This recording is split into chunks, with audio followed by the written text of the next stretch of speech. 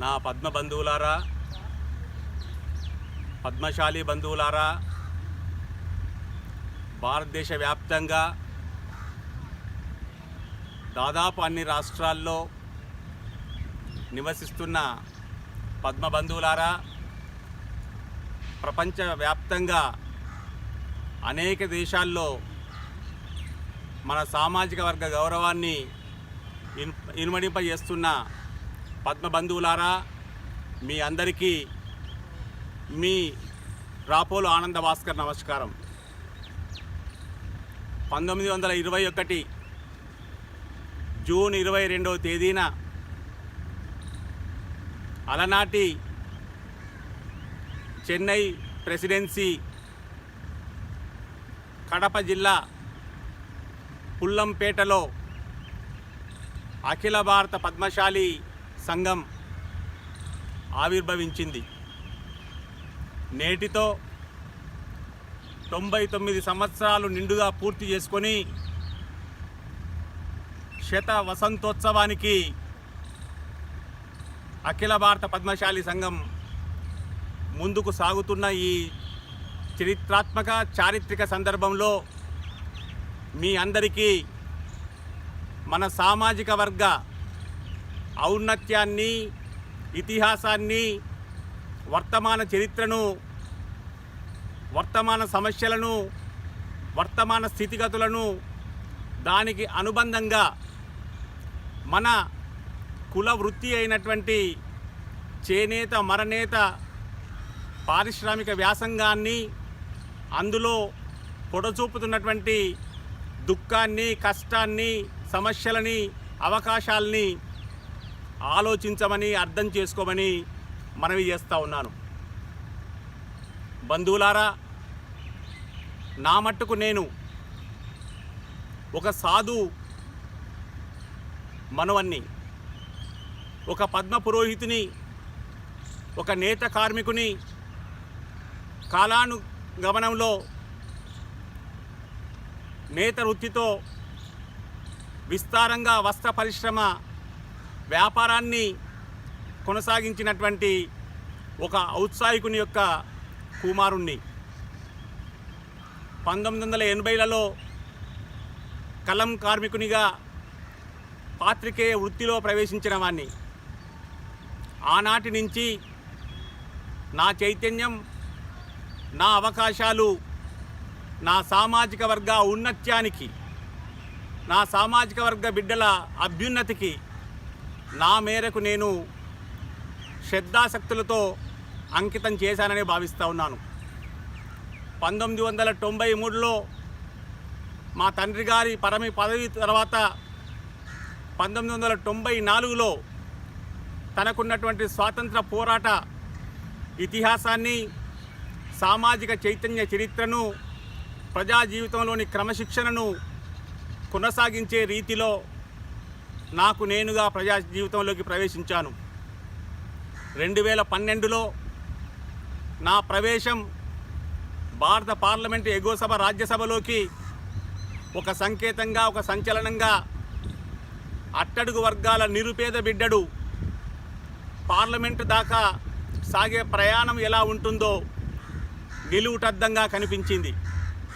అదే నేపథ్యంలో ఈనాటికి ఆ క్రమశిక్షణ కొనసాగిస్తూ నాకున్నటువంటి విద్యుక్త ధర్మాన్ని నెరవేర్చడంలో, తద్వారా మన పద్మశాలి సామాజిక వర్గ, మన చేనేత, మరనేత, పారిశ్రామిక, కార్మిక రంగ అభ్యున్నతి పట్ల, సంక్షేమం పట్ల, కార్మికుల దుఃఖం పట్ల నాదైనటువంటి క్రమశిక్షణతో కూడినటువంటి అంకిత భావాన్ని కొనసాగిస్తున్నటువంటి విషయం మీకు మరోసారి గుర్తు చేయాల్సిన అవసరం లేదు.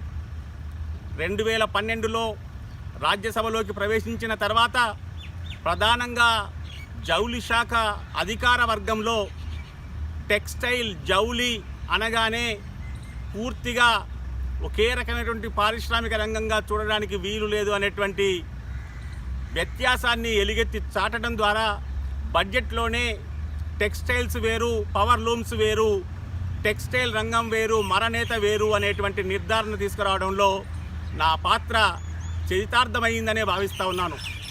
అనంతర కాలంలో 1905 నాటి స్వదేశీ ఉద్యమ నిర్మాణాన్ని కలకత్తాలో అప్పటి సంస్థానాధీశులు కొంతమంది చైతన్యవంతులు జరిపినటువంటి సమావేశాన్ని, తద్వారా విదేశీ వస్త్ర బహిష్కరణ, స్వదేశీ వస్తు వినియోగం ఉద్యమంగా మారుతున్నటువంటి నేపథ్యాన్ని తీసుకోవడం ద్వారా కేంద్ర జౌళి శాఖని, కేంద్ర ప్రభుత్వాన్ని ఒప్పించి 2015 నుంచి ఆగస్టు 7వ తేదీని జాతీయ చేనేత దినోత్సవంగా సాధికారికంగా, సగౌరవంగా, మన సామాజిక వర్గ బిడ్డల ఆత్మగౌరవ ప్రతీకగా నిలుపుకునేలా ఆ దినోత్సవాన్ని సమకూర్చడానికి నాకు ఆ మార్కండేయుడు అవకాశం ఇచ్చాడని భావిస్తూ ఉన్నాను.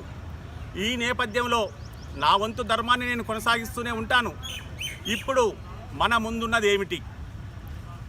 ఆనాడు 1921లో ఏ సామాజిక వర్గం కూడా సంఘటితంగా కావడం ఎలానో ఆలోచించలేని పరిస్థితిలో ఒక కారటు ముక్క రాస్తే 15 రోజులకు కానీ ఎవరికైతే ఉద్దేశించిందో వారికి చేరని పరిస్థితి ఉన్నటువంటి రోజుల్లో అఖిల భారత స్థాయిలోని పద్మశాలి ప్రముఖులను సమీకరించి మారుమూల పుల్లంపేటలో అఖిల భారత పద్మశాలి సంఘం ఆవిర్భవించిందంటే మన పూర్వీకుల చైతన్యం, అంకితభావం, సంఘ కౌశలం ఎంతటిదో గమనించమని మనవి చేస్తూ ఉన్నాను.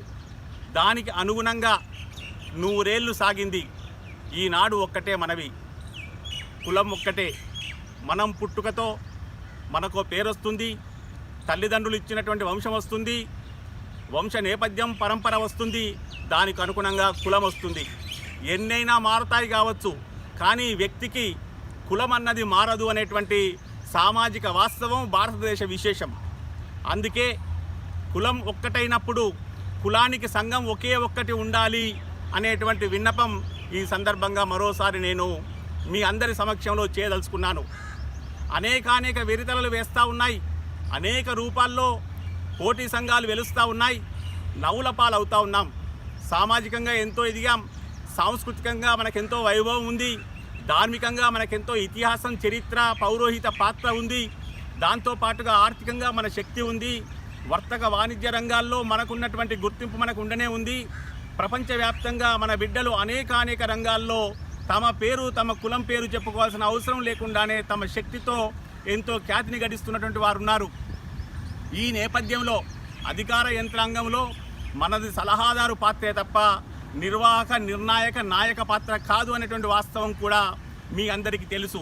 అందుకోసమే కనీసం సంఘాన్నైనా సంఘటితం చేయడంలో ఖచ్చితంగా కులానికి ఒకే సంఘం, ఆ సంఘం అంతే విశాల హృదయంతో, అంతే సంఘటిత భావంతో, అంతే నిర్మాణ కౌశలంతో ముందుకు సాగాల్సిన గురుతర బాధ్యతను గుర్తెరగాలని, దానికి అనుగుణంగా మనమంతా ముందడుగు వేయాలని విన్నపం చేస్తూ ఉన్నాను.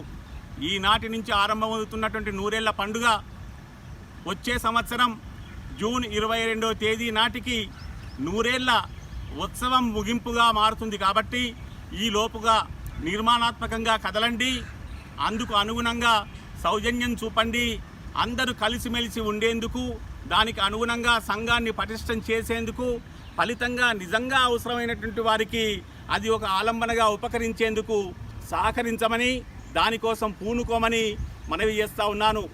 ఎవరైనా వారి చైతన్యం, వారికి ఉన్నటువంటి కార్యక్రమ కొత్తదనానికి అనుగుణంగా వేదికలు నిర్మించుకోవచ్చు, కానీ పోటీ సంఘాల నిర్వహణం, దాని ద్వారా నిర్వాహకం ప్రజల సమక్షంలో, బహుళ సమాజం సమక్షంలో నౌబాట్లు పడేటువంటి పరిస్థితి దాపురించకుండా మనమంతా కలిమిడిగా సాగాలని, అందుకోసం అందరూ సౌజన్యంతో, ఔదార్యంతో వ్యవహరించాలని, దానికి అనుగుణంగా కార్యక్రమం ఈ ఏడాదిలో మనకు గుణపాఠంగా మారాలని కోరుకుంటూ మీ అందరికీ ఆ భృగు మహర్షి, ఆ మార్కండేయుని, ఆ భావనా ఋషి, ఆ భద్రావతి యావత్ పద్మశాలి కులం పరంపర ఆశీర్వాదం ఉండాలని, దానికి అనుగుణంగా చేనేత, మరనేత, శ్రామిక రంగంలో ఇంకా ఉన్నటువంటి మన కుటుంబాలకు అండగా ఉండేందుకు మిగతా నేత కులాలని సమీకరించడంలోనూ నేత శక్తిని ఒక ప్రజ్వలమైనటువంటి అట్టడుగు శక్తిగా ప్రజ్వరిల్ల చేయడంలోనూ నా వెనుక కనిపిస్తున్నటువంటి మహనీయుడు జ్యోతి బాపులే మహాత్ముని యొక్క